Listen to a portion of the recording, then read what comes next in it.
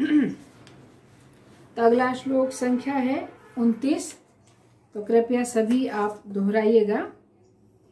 आश्चर्यवत् पश्यति कश्चिदेनम् आश्चर्यवत् वदति तथैव चान्यः आश्चर्यवच्चेन मन्यः शृणोति श्रुत्वापेनं वेद न चैव कश्चित्। भगवान कह रहे हैं कोई आत्मा को आश्चर्य से देखता है, कोई इसे आश्चर्य की तरह बताता है तथा कोई इसे आश्चर्य की तरह सुनता है, किंतु कोई कोई इसके विषय में सुनकर भी कुछ नहीं समझ पाते। तो आत्मा के लिए जो आत्मा की जो विशिष्टताएं हमने अब तक सुनी हैं, उन सब का श्रवण करने के बाद हम भी थोड़ा अनुभव किया होगा आप सभी ने कि वास्तव में आत्मा आश्चर्यचकित कर देने वाली चीज है, व्यक्तित्व है। तो भगवान सबसे पहले कह रहे हैं आश्चर्यवत् पश्यति कश्चिदेन। तो कोई विरला व्यक्ति ही इस आत्मा को आश्चर्य की तरह देखता है। पश्यति की बात पहले हो रही है, तो मतलब हर व्यक्ति आत्मा को आश्चर्य की तरह नहीं देख पाता क्योंकि जानकारी ही नहीं है। तो यहाँ पर वर्णन आ रहा है कि कोई विरला, बहुत विरला मतलब रेयर व्यक्ति होते हैं जो आत्मा को आश्चर्य से देख पाते हैं। तो देखने का अर्थ क्या है? आत्मा को समझना। तो कोई विरला व्यक्ति ही आत्मा को समझ पाता है। तो हम चर्चा करेंगे भगवद गीता के 9वें श्लोक में अर्जुन से कहते हैं, जब भगवान अर्जुन को अपना ऐश्वर्य दिखाते हैं तो भगवान कहते हैं पश्य में योग में ऐश्वर्यम। तो भगवान कहते हैं अर्जुन को कि मेरे योग ऐश्वर्य को तुम देखो। तो किस तरह का योग ऐश्वर्य? भगवान क्या बताते हैं कि जो कुछ भी आप देखते हो वो सब कैसा है कि मेरी अचिंत शक्ति पर टिका हुआ है। तो भगवान कहते हैं यद्यपि वे समस्त सृष्टि के पालक तथा धारण करता है, किंतु वे इस सृष्टि के पदार्थों का भगवान सृष्टि का स्पर्श नहीं करते हैं। केवल उनकी परम इच्छा से प्रत्येक वस्तु का सृजन, धारण, पालन एवं संहार होता है। उनके मन और स्वयं में कोई भेद नहीं है। जैसे हमारा मन और हम स्वयं अलग हैं, लेकिन भगवान का मन और भगवान स्वयं भिन्न नहीं है। तो भगवान अपनी संकल्प शक्ति से पूरी सृष्टि का कार्यभार का संचालन करते हैं। भगवान को कुछ करने की आवश्यकता नहीं होती। ये भगवान का योगम ऐश्वर्य है जो भगवान अर्जुन को कहते हैं कि मेरा तुम योग ऐश्वर्य को देखो। तो जब तक कोई जीवात्मा आत्मा के बारे में या आत्मा को आश्चर्य से नहीं देखेगा तो भगवान को कैसे जान पाएगा? तो बहुत महत्वपूर्ण है आत्मा के विषय में सही तरह से सुनना और उसको जानना समझना बहुत अनिवार्य है। और जो व्यक्ति आत्मा के बारे में सही तरीके से समझ लेता है तो उसके लिए भगवत गीता का उपदेश समझने में बहुत आसानी होती है। ये जो दूसरा अध्याय है ये सांख्य योग के नाम से जाना जाता है और भगवत गीता के सार के रूप में इसको जाना गया है। और कहा जाता है, जैसे जो विद्वान है, जो महापुरुष हैं, आचार्य वो कहते हैं कि जो दूसरे अध्याय को अच्छी तरीके से समझ लेता है उसके लिए भगवत गीता को समझना बहुत सुविधाजनक होता है। तो यहाँ पे जो 15वां अध्याय है जिसमें भगवान अर्जुन से कहते हैं पश्यन्ति ज्ञान चक्षुष, मतलब जो आत्मा है या आत्मा के आश्चर्य की बात है, आत्मा को समझने की बात है, तो क्या कहते हैं भगवान कि इसको जानने के लिए ज्ञान चक्षु होना जरूरी है। ज्ञान चक्षु के द्वारा व्यक्ति आत्मा को देख सकता है।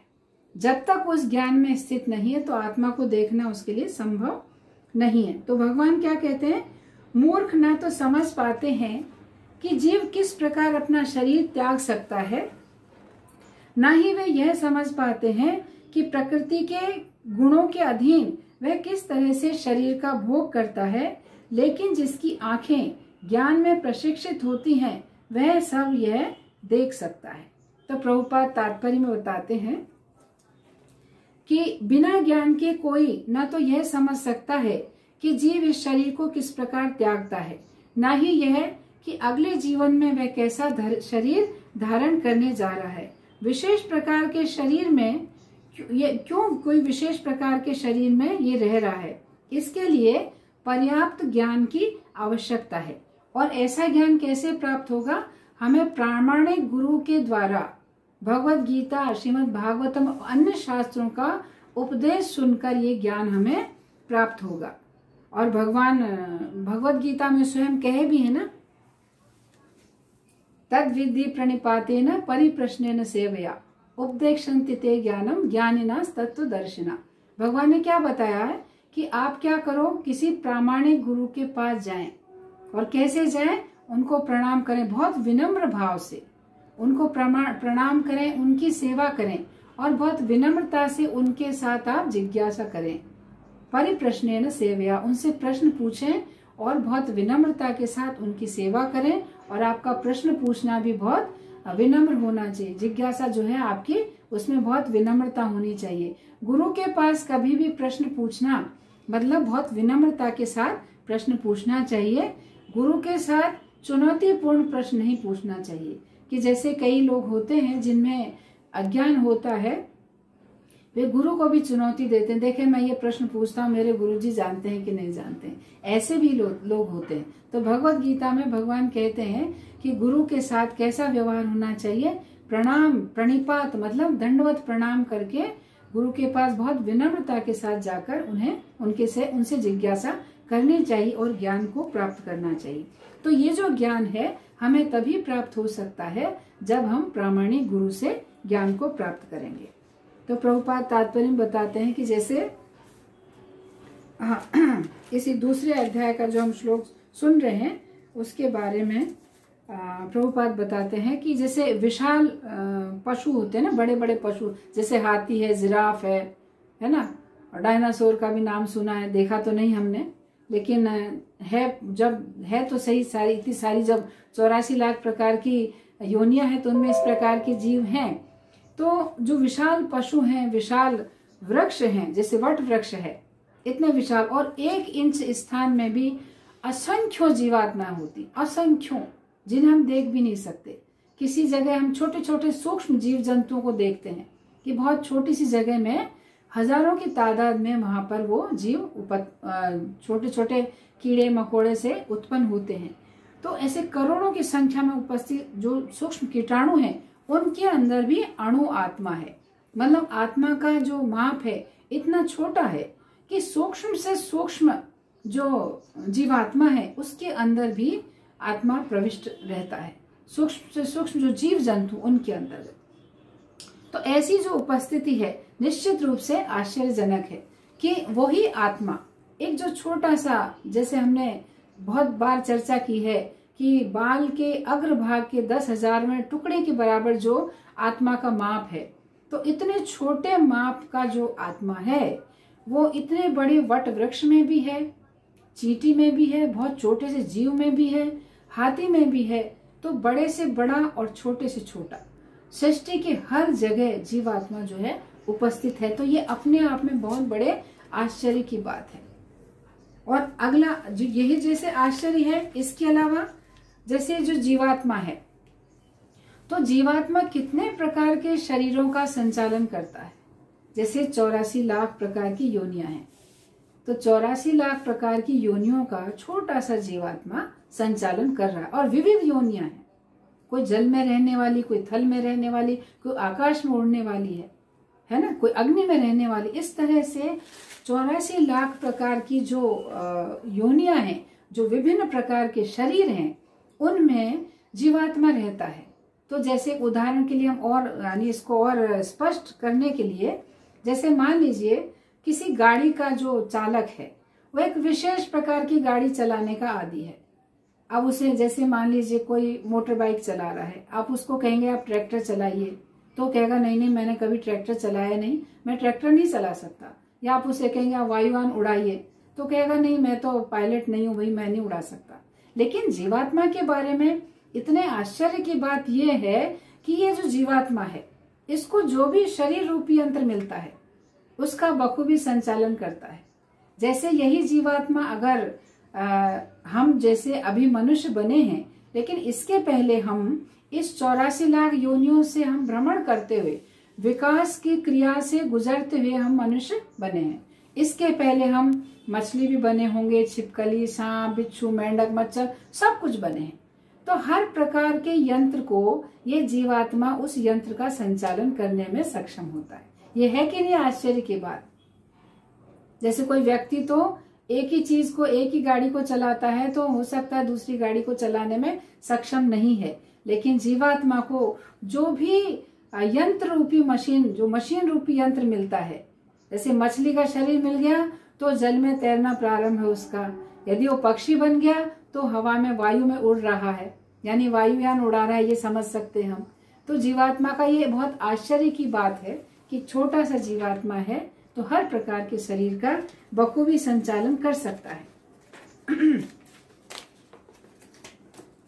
और ये जो भी यंत्र या जो शरीर, जो भी वस्त्र हमें प्राप्त होते हैं, तो कैसा है, जीवात्मा को कर्म के अनुसार विभिन्न प्रकार के शरीर प्राप्त होते हैं। और केवल मनुष्य शरीर ही एकमात्र ऐसा है जिससे हम अपनी प्रगति करके, आध्यात्मिक तरक्की करके इस 84 लाख योनियों का जो भ्रमण है उसको हम काट सकते हैं, उसका छेदन कर सकते हैं। उसके अलावा अन्य किसी योनि में हम ऐसा नहीं कर सकते। तो छोटे से छोटा जीव और बड़े से बड़ा जो शरीर है उसको ये आत्मा चलाने में सभी तरह से सक्षम है। तो इस तरह से इसको आश्चर्य के साथ देखा जाता है, लेकिन देखने वाले बहुत विरले लोग होते हैं। हर व्यक्ति इसको नहीं समझ पाता है। जो व्यक्ति जीव तत्व को समझ जाता है वह वास्तव में आश्चर्य करता है।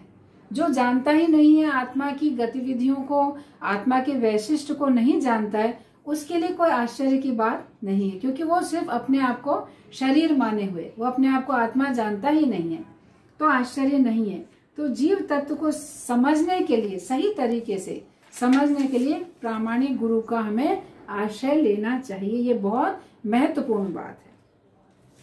तो विशेष करके जैसे जो मायावादी लोग होते हैं, जो जीव और भगवान को, यानी वे अद्वैतवादी होते हैं। जीव और भगवान, जीव और परमात्मा, अर्थात जीवात्मा परमात्मा दोनों एक हैं। तो इस बात एकेश्वर बात की बात करते हैं कि जीव आत्मा एक है। तो ये सिद्धांत जो है बहुत ही गलत है। तो जो वैष्णव संप्रदाय है वो इस बात को बिल्कुल मानते नहीं है, क्योंकि ये सिद्धांत जो है वो सही नहीं है। हमें इस बात का विशेष ध्यान रखना चाहिए कि कभी भी जीवात्मा जो है परम आत्मा या परम भगवान के समतुल्य नहीं बन सकता है। लेकिन मायावादी जो हैं, जैसे शंकराचार्य जो आए, तो उन्होंने भगवान की इच्छा से इस सिद्धांत का प्रचार किया था उस समय। तो ये सिद्धांत जो है मान्य नहीं है। तो वैष्णव संप्रदाय में जिस व्यक्ति ने जीवात्मा के बारे में सूचना प्राप्त की है वह सदैव आश्चर्य करता है, क्योंकि वो जानता है कि जीवात्मा, हम ये शरीर नहीं है, हम कौन है, जीवात्मा है, और हम भगवान श्री कृष्ण के अंश हैं। भगवान विभु हैं, हम अणु हैं। गुणात्मक दृष्टि से हम भगवान के समान हैं, लेकिन मात्रा की दृष्टि से हम भगवान के, हमारी योग्यता की दृष्टि से हम भगवान के समतुल्य या समान नहीं हैं। तो जैसे भगवान के इस बारे में प्रभुपाद उदाहरण दिया करते हैं कि जैसे समुद्र है, तो समुद्र की जो एक बूंद पानी होता है वो भी खारा होता है और पूरा समुद्र भी पूरा खारा है। तो जैसे जीवात्मा एक बूंद के तुल्य है, उसमें भी भगवान का गुण है कि उसमें भी खारापन है और भगवान पूरे खारेपन के स्रोत हैं।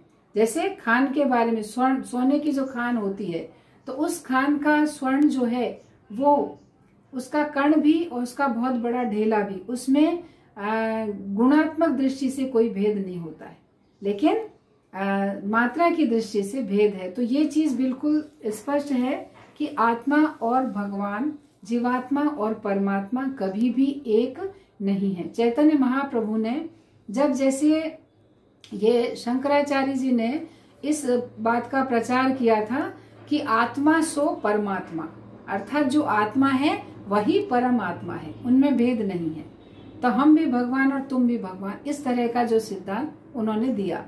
लेकिन फिर जो वैष्णव संप्रदाय जैसे मध्वाचार्य, रामानुजाचार्य जी आए, उन्होंने फिर इस बात को क्या किया कि द्वैत है, जीव और भगवान दो अलग अलग व्यक्तित्व हैं, दोनों एक नहीं है, ये सिद्धांत का प्रचार किया। और क्या कहा कि जीव जो है सदैव भगवान का सेवक है, सदैव हर अवस्था में, भले वो अपनी सिद्ध अवस्था को प्राप्त हो, शुद्ध भक्ति की अवस्था को प्राप्त हो, लेकिन हर अवस्था में जीव जो है भगवान का दास है और भगवान हर अवस्था में स्वामी है।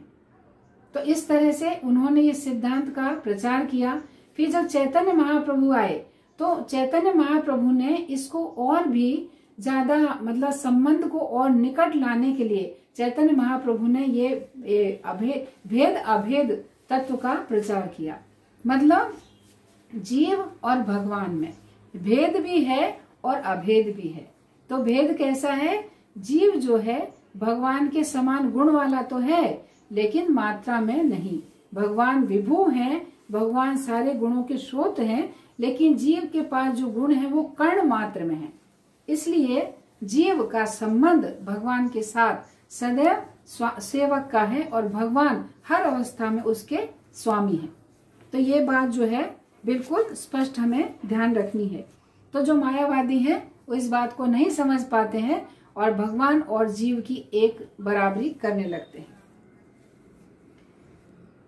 फिर पहले हमने चर्चा की कि जीवात्मा को जो है आश्चर्य से देखता है, विरला ही कोई आश्चर्य से देखता है। फिर आगे वर्णन आता है कि कोई विरला ही जीवात्मा का आश्चर्य के समान वर्णन करता है। तो जो कोई जीवात्मा के बारे में वर्णन करता है वो भी उसको आश्चर्य के तौर पे बताता है कि जीवात्मा जो कितना आश्चर्यजनक बात है जीवात्मा के विषय में। तो कोई विरला व्यक्ति ही यानी रेयर व्यक्ति ही आत्मा को आश्चर्य के तौर पर बताता है। तो यहाँ पर भगवान ये कहना चाहते हैं कि ये जो जीवात्मा के बारे में बात है कि कोई विरला व्यक्ति ही जीवात्मा के बारे में बता सकता है या बताता है, तो कैसे बता पाता है कि वो प्रामाणिक गुरु से आश्चर्य के समान जीवात्मा के बारे में सुनता है। जो प्रामाणिक गुरु है वो जानते हैं जीवात्मा कैसा आश्चर्यजनक है, आश्चर्यजनक उसके वैशिष्ट हैं, प्रामाणिक गुरु जानता है। तो जब उससे कोई शिष्य सुनता है वो भी उसका आश्चर्यवत श्रवण करता है, समझ पाता है जीवात्मा के बारे में। तो यह बात स्वाभाविक भी है कि कोई बात जैसे प्रामाणिक गुरु आश्चर्य के समान बताता है और जो सुनता है वह भी जब उसका वर्णन करता है तो आश्चर्यवत आत्मा का वर्णन करता है, क्योंकि वो अपने गुरु से ज्ञान प्राप्त करके आत्मा की जो स्थिति है, जो वास्तविकता है, उसको वो जान पा रहा है कि आत्मा क्या है और शरीर क्या है। तो इस तरह से यह बात जैसे आश्चर्य की तरह सुनना, आश्चर्य की तरह बताना, तो यह बात स्वाभाविक भी है, क्योंकि जो व्यक्ति किसी आश्चर्य के विषय में हमेशा सोचता है, जैसे आत्मा के बारे में सोचता है कि आत्मा कितना आश्चर्यजनक है, तो वह सदा उसका वर्णन करने के अवसर खोजता है। आत्मा की जो आश्चर्यजनक जो वैशिष्ट है उनके बारे में हमेशा सोचता है और उनका वर्णन करने के लिए अवसर खोजता रहता है। तो ये जो अवसर है ये प्रभुपाद के ऊपर पूरी तरह से चरितार्थ होता है कि प्रभुपाद जो है आत्मा के बारे में बहुत वर्णन करते थे, आत्मा के स्वरूप के बारे में, आत्मा के वैशिष्ट के बारे में। प्रभुपाद ने जितने भी ग्रंथ लिखे हैं हर ग्रंथ में उन्होंने इस चीज का कहीं न कुछ मात्रा में उसका वर्णन अवश्य किया है। तो प्रभुपाद जीवात्मा के विषय में वर्णन करते कभी भी थकते नहीं थे, अर्थात इस विषय के बारे में आश्चर्य के समान वर्णन करते रहते थे। तो श्रील प्रभुपाद का कहना था कि भगवान श्री कृष्ण जो है अत्यंत आश्चर्य के भंडार हैं, अनंत अनंत आश्चर्य के भंडार हैं, कि भगवान का हर क्रियाकलाप, भगवान की हर लीला आश्चर्य जनक है। तो जो भगवान इतने अनंत आश्चर्य वाले हैं, तो जब तक कोई व्यक्ति भगवान का जो अंश रूप जीवात्मा है, तो भगवान के बारे में सुने, जब आत्मा के बारे में नहीं जानेगा, जो कि भगवान का अंश मात्र है, तो जो भगवान के बारे में जो आत्मा के बारे में ही नहीं जानकारी रखेगा, तो भगवान को किस तरह से जान सकता है? तो बिल्कुल संभव नहीं है उस व्यक्ति के लिए भगवान को जानना जो जीवात्मा के स्वरूप को नहीं जानता है। तो उसके लिए भगवान को जानना या भगवान के आश्चर्य को समझना कदापि संभव नहीं है। तो जैसे प्रभुपाद जब विदेशों में प्रचार कर रहे थे और प्रभुपाद के बहुत सारे शिष्य जब बन चुके थे, तो प्रभुपाद पहली बार जब अपने विदेशी भक्तों के साथ भारत में आए थे, तो उस समय प्रभुपाद का बहुत जोर शोर से स्वागत सत्कार हुआ था। तो बहुत सारे प्रतिष्ठित व्यक्ति हैं जिन्होंने उनके प्रवचनों का आयोजन किया था। तो सोच रहे थे कि प्रभुपाद इतने भक्ति में आगे बढ़े हुए हैं, इतने बड़े आचार्य हैं, तो इनसे हमें सुनना चाहिए। तो प्रभुपाद ने वहां पर उन्हें जीवात्मा के बारे में अत्यंत सरल बातें बताई, कि जो लोग वहां उपस्थित थे, जो श्रोता के रूप में प्रभुपाद के समक्ष उपस्थित थे, तो प्रभुपाद जान रहे थे कि इस सारे श्रोतागण जो हैं वो अपने आप को शरीर मान रहे हैं, ये अपने आप को आत्मा नहीं मान रहे हैं।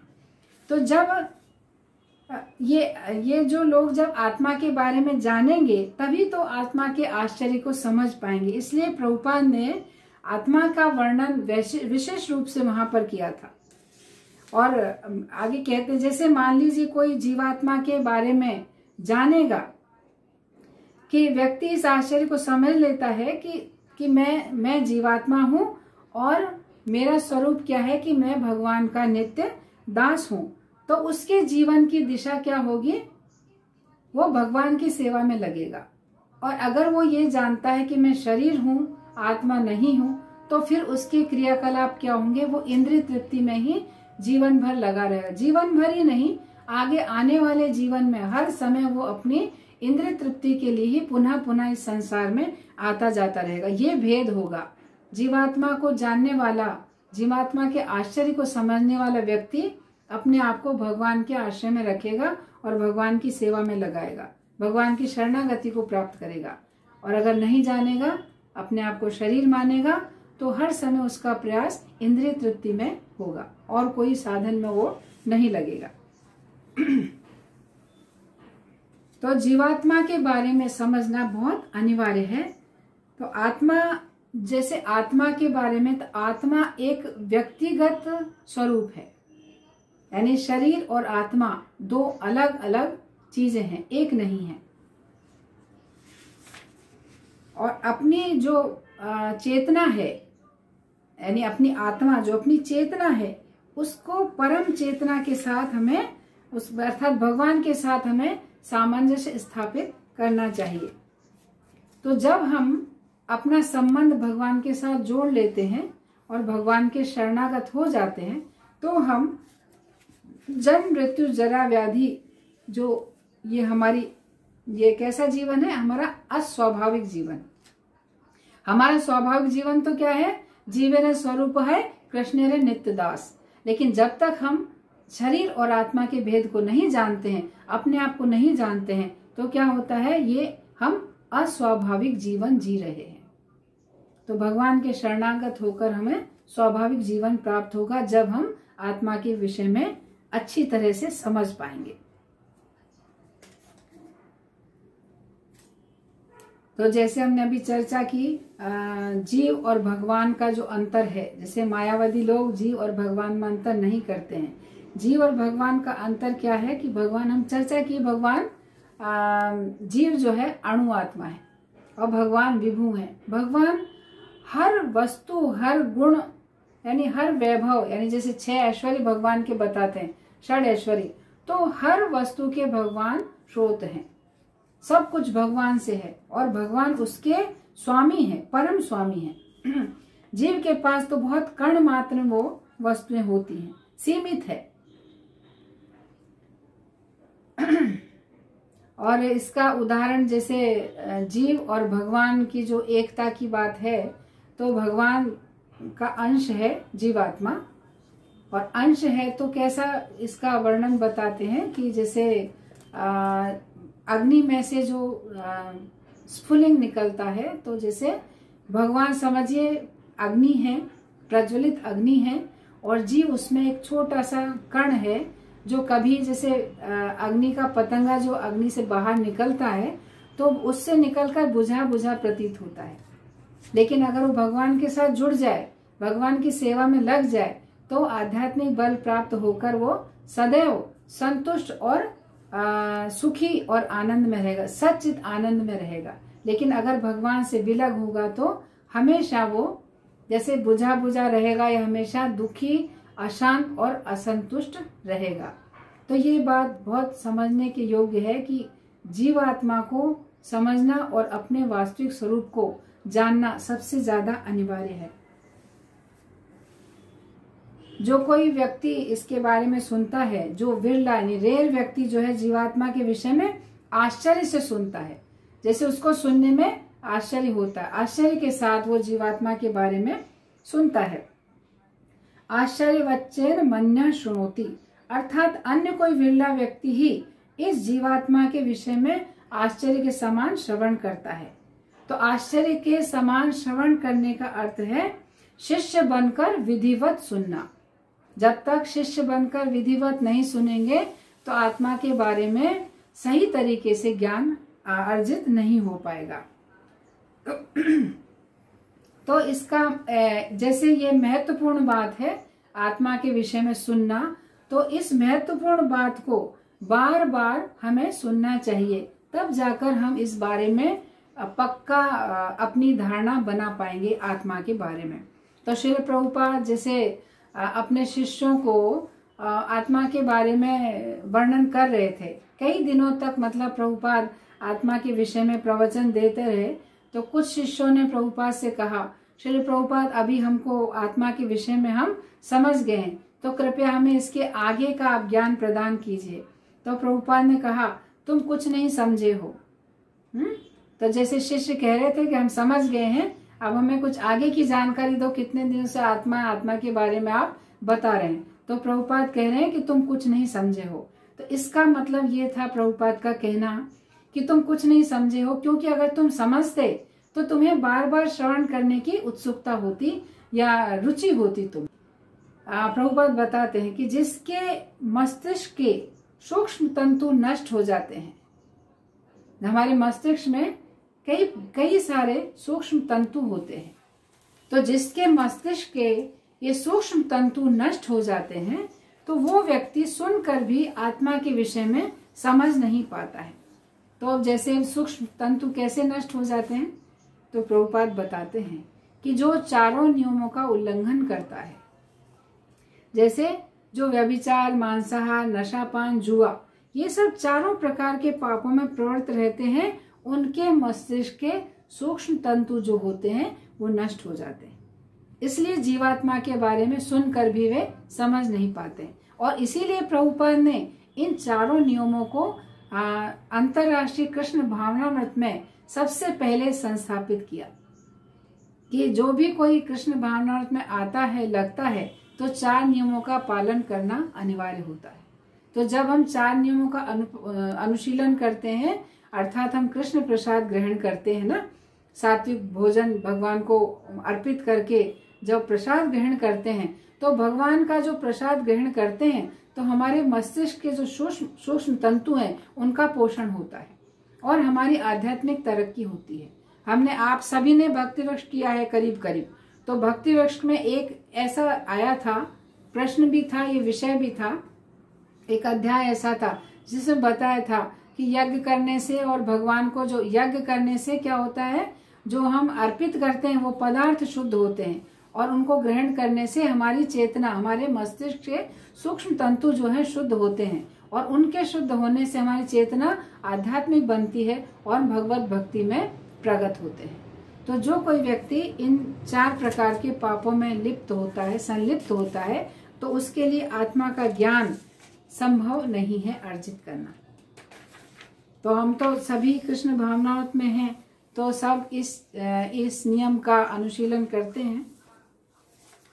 तो यहाँ पर एक और विशेष बात प्रभुपाद बताते हैं कि आत्मा और भगवान के विषय के बारे में, कि जैसे प्रभुपाद बताते हैं, जैसे चावल का, जैसे विशाल भंडार है चावल का, और उसमें से चावल की जो हम क्या कहते हैं, उसकी क्या गुणवत्ता है चावल की, देखने के लिए एक बोरे में से कुछ चावल का हम सैंपल लेते हैं ना, नमूना लेते हैं देखने के लिए। तो गुणवत्ता को जानने के लिए कुछ चावल के दानों को देखा जाता है। उसी प्रकार भगवान श्री कृष्ण जो हैं आश्चर्यों के भंडार हैं। तो इस बात को जानने के लिए जीवात्मा का आश्चर्य समझना अनिवार्य होगा, क्योंकि जीवात्मा कौन है? भगवान का आंशिक रूप है, अंश रूप है। तो जब अंश के बारे में ही नहीं जान पाएंगे तो भगवान के बारे में हम क्या जान सकते हैं? तो सबसे पहले हमें ये जानना होगा कि जीवात्मा क्या है और क्या उसका भगवान के साथ संबंध है, ये जानना बहुत अनिवार्य है। इस तरह से ये वर्णन है आत्मा के बारे में कि जो भी व्यक्ति इसको सुनता है तो आश्चर्य के साथ देखता है, आश्चर्य के साथ देखता है, आश्चर्य के साथ सुनता है, आश्चर्य के साथ बताता है।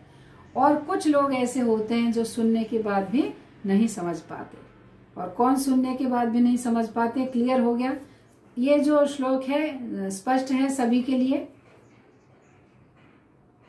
स्पष्ट है सभी के लिए? तो आप हैंड रेज कर सकते हैं। फिर आगे बढ़ते हैं, अगले श्लोक पे आते हैं। श्लोक संख्या 30। देहि नित्यं वद्योऽयं देहे सर्वस्य भारत तस्मात् सर्वाणि भूतानि न त्वं शोचितुमर्हसि। इस श्लोक में भगवान कह रहे, हे भरतवंशी, शरीर में रहने वाले देही का कभी भी वध नहीं किया जा सकता, अतः तुम्हें किसी भी जीव के लिए शोक करने की आवश्यकता नहीं है। तो यहाँ और भगवान स्पष्ट कर रहे हैं। और ये जो श्लोक है 30वां श्लोक, तो ये श्लोक में प्रभुपाद बता रहे हैं कि जो अब तक भगवान ने भगवत गीता के बारे में ज्ञान दिया, आत्मा के बारे में जो ज्ञान दिया, अविकारी आत्मा के बारे में, जो विकार रहित आत्मा है उसके बारे में जो ज्ञान दिया, तो ये वाला जो श्लोक है ये जीवात्मा के संबंध में अंतिम श्लोक है। ये अंतिम उपदेश है, अंतिम निर्णय भगवान अर्जुन को दे रहे हैं शोक दूर करने के लिए। तो भगवान ने जो इसमें 20 श्लोक भगवान ने ऐसे कहे जिसमें जीवात्मा के बारे में भगवान ने वर्णन किया। तो श्लोक संख्या 11 से प्रारंभ करके श्लोक संख्या 30 तक भगवान अपना उपदेश को इस श्लोक में पूरा करें। जो आत्मा से संबंधित उपदेश है उसको यहाँ पर भगवान पूर्ण कर रहे हैं। तो यहाँ पे भगवान ने 2 प्रकार का उपदेश दिया है। एक तो ये है कि जो आत्मा है अर्थात जो देही है वो वध, उसका कोई वध नहीं कर सकता। तो भगवान कहते हैं देही नित्यम वध्योऽयं देहे सर्वस्य भारत, अर्थात हे अर्जुन, सबकी देह में जो देही है अर्थात जो आत्मा है वो कैसा है? अबद्ध है, उसका कोई भी वध नहीं कर सकता। तो जो देह और देही ये दोनों संबंध जो हैं एक दूसरे के बहुत निकट हैं। तो इसको समझने के लिए से देह और देही 2 अलग चीजें हैं। जैसे अगर हम ऐसा कहें भारत और भारतीय, और जैसे मद्रास और मद्रासी या अमेरिका अमेरिकन, तो जैसे मद्रास से मद्रासी शब्द बना, तो मद्रास और मद्रासी अलग अलग है। मद्रास शहर का नाम है और मद्रासी उसमें रहने वाले व्यक्ति, जो मद्रास में रहता है उसको मद्रासी कहेंगे, या भारत में रहने वाला भारतीय होगा। उसी तरह से ये जो शरीर है ये देह है और इसके अंदर जो रह रहा है वो कौन है? देही है। अर्थात ये शरीर और जो अंदर जीवात्मा है, देह और देही, या शरीर और शरीरी ऐसे कह सकते हैं। तो जो अंदर शरीर में जो देही है अर्थात जो आत्मा है, उसका किसी भी स्थिति में या किसी भी परिस्थिति में वध नहीं हो सकता। तो इसलिए भगवान क्या कह रहे हैं कि जब वध नहीं हो सकता है तो तुम्हें शोक करने की आवश्यकता नहीं है।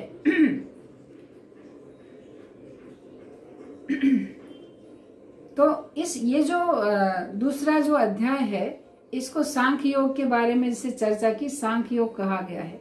क्यों कहा गया है? क्योंकि इसमें भगवान जीव और शरीर और जीवात्मा के बारे में इनको अलग अलग संख्या दे रहे हैं। शरीर की और जीवात्मा की अलग अलग संख्या प्रदान कर रहे हैं। इसलिए इस अध्याय का नाम सांख्य योग है। शरीर और आत्मा के अंतर को की व्याख्या करते हुए भगवान इस दूसरे अध्याय में अर्जुन को उपदेश दे रहे हैं। तो ये जो अध्याय है वो सांख्य योग कहलाता है।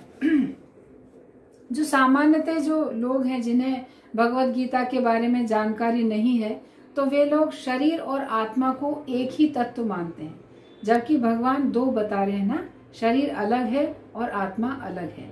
शरीर के मरने पर भी आत्मा मर नहीं सकता, शरीर का वध होने पर भी आत्मा का कोई वध नहीं कर सकता है। लेकिन जो लोग नहीं जानते हैं वो केवल एक ही चीज मानते हैं कि मैं ये शरीर हूं। तो शरीर और आत्मा का स्पष्ट अंतर प्रस्तुत करते हुए भगवान इस दूसरे अध्याय में उपदेश देते हैं।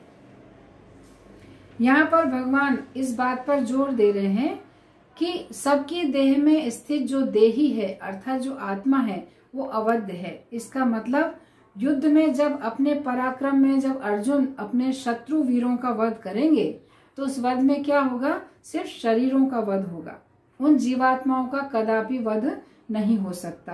अर्थात अर्जुन को भगवान इन शब्दों से युद्ध के लिए प्रोत्साहन देना चाह रहे हैं कि तुम शोक मत करो, क्योंकि इससे क्या होगा कि शरीर तो नष्ट वैसे भी होना है। पिछले श्लोक में भगवान ने कहा था ना, जातश्री ध्रुव मृत्यु ध्रुवम जन्म मृतस्य। तो इस सिद्धांत के आधार पर मृत्यु तो वैसे भी निश्चित है, लेकिन क्या होगा? सिर्फ शरीर नष्ट होगा, लेकिन अंदर में जो आत्मा है उसको किसी भी प्रकार की क्षति नहीं पहुंचेगी। इस बात को कहकर भगवान अर्जुन को उत्साही करना चाह रहे हैं युद्ध के लिए।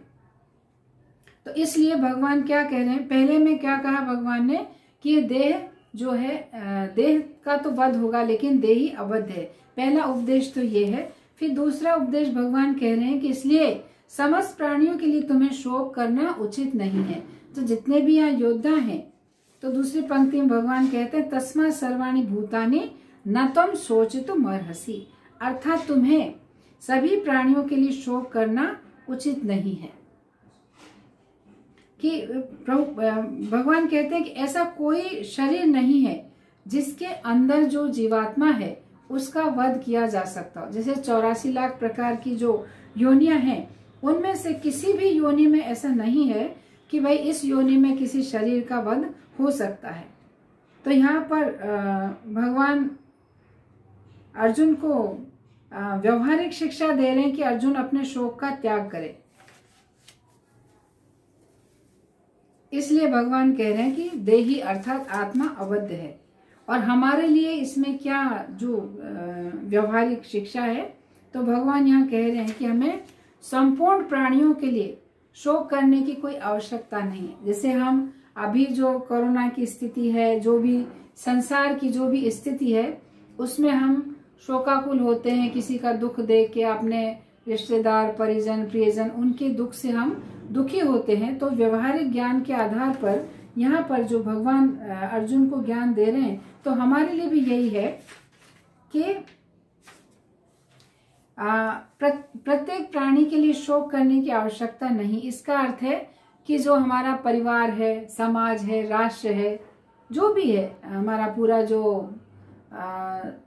समूह है, जो भी हमारे परिचितों का, संबंधियों का, जिनको भी हम जानते हैं, तो उनके लिए अथवा पूर्ण विश्व के लिए, संपूर्ण राष्ट्र के लिए शोक करने की जितनी भी जैसे अवस्था है, अभी कैसी अवस्था है, कहीं आतंक है, कहीं महामारी, कहीं कुछ है, कुछ ना कुछ इस तरह का इस संसार में घटित होता रहता है। तो कहने का तात्पर्य कि हमें इन चीजों के लिए शोक नहीं करना चाहिए और इन बातों के लिए हमें ज्यादा, इन बातों की ओर हमें ध्यान नहीं देना चाहिए, अथवा हमें इन सारी जो भी परिस्थितियां हैं जो हमारे जीवन में या हर एक के जीवन में आती जाती रहने वाली हैं, इसके लिए हमें शोक संतप्त नहीं होना चाहिए और अधिक चिंता नहीं करनी चाहिए उसकी सुरक्षा के लिए। और हमें इस बात की चिंता करनी चाहिए कि हम किस प्रकार इस जन्म मृत्यु जरा व्याधि के चक्र से मुक्त हों, तथा हमें इसी बात के लिए शोक करना चाहिए कि संसार में करोड़ों करोड़ों जन्म लेने के बाद भी हमारा श्री कृष्ण के चरणों में शुद्ध प्रेम विकसित नहीं हो पाया है। इसके लिए हमें शोक करना चाहिए। तो महत्वपूर्ण शिक्षा हम सभी के लिए है कि हमें शरीर के लिए या शोक नहीं करना चाहिए, शरीर या शरीर से संबंधित जो भी है। लेकिन ये कब संभव होगा? जब हम इस ज्ञान में स्थित होंगे, जब हम जीवात्मा और भगवान के साथ जो संबंध है जीवात्मा का, उसको सही तरीके से समझ लेंगे, बार बार श्रवण करेंगे, अध्ययन करेंगे, अपने जीवन में उतारेंगे, तभी हम इसको समझ पाएंगे, वरना मुश्किल है। और जब तक हम इस चीज को नहीं समझेंगे तो शोक संतप्त हमारा जीवन बना रहेगा और जन्म मृत्यु जरा व्याधि को पुनः पुनः प्राप्त होते रहेंगे। इसलिए यहाँ पर जो भगवान का उपदेश है वही व्यवहारिक ज्ञान हमारे लिए भी है। तो हमें इस बात के लिए चिंताग्रस्त होना चाहिए कि करोड़ों करोड़ों हमने जन्म लिए हैं, हमारे पास कोई उसका हिसाब नहीं है, और कौन कौन सा जीवन हमने, यानी 84 लाख जीवन तो भुगता ही है, वो कितनी बार हम इस विकास क्रम से गुजरे हैं नहीं पता, उसकी गिनती हमारे पास नहीं है। क्योंकि जीव जो है विस्मरणशील है, उसे याद नहीं, लेकिन भगवान तो सब कुछ जानते हैं। तो हमें इस बात के लिए प्रयासरत रहना चाहिए कि हम भगवान के प्रति अपना शुद्ध प्रेम किस तरह से विकसित कर सकें, कैसे कर पाए, तो उसके लिए हमारा प्रयास होना चाहिए और उसके लिए हमें शोकाकुल होना चाहिए, उसके लिए चिंताग्रस्त होना चाहिए। बाकी अन्य चीजों के लिए हमें शोक नहीं करना चाहिए। जैसे हमने अभी पहले सुना भरत महाराज के बारे में कि जब उन्होंने हरिण का शरीर प्राप्त किया तो बहुत शोक उनको हुआ कि मैंने कितनी बड़ी मूर्खता की कि इतना अच्छा मैं भगवान का भजन कर रहा था कि मैं हरिण में आसक्त हो गया। तो इस तरह से हमें भी अपने जीवन में इन चीजों का अनुशीलन करना चाहिए। श्री प्रभुपाद तात्पर्य में लिखते हैं कि अतः क्षत्रिय होने के नाते अर्जुन को इस भय से कि युद्ध में उनके पितामह भीष्म तथा गुरु द्रोण मारे जाएंगे, अपने कर्तव्य से विमुख नहीं होना चाहिए। कि अभी अर्जुन का तो जो कर्तव्य है वो क्या है? युद्ध करना है। इसलिए अर्जुन को युद्ध करने से विमुख नहीं होना चाहिए। तो ये जो श्लोक है यहाँ पर समाप्त होता है। तो ठीक है, यहाँ रुकते हैं। आप सभी का बहुत बहुत धन्यवाद। सभी के लिए हरि बोल और जय श्रील प्रभुपाद की जय। ग्रंथराज श्रीमद् भगवद गीता की जय। वांछा कल्पतरुभ्यश्च कृपा सिंधुभ्यैव च पतितानां पावनेभ्यो वैष्णवेभ्यो नमो नमः।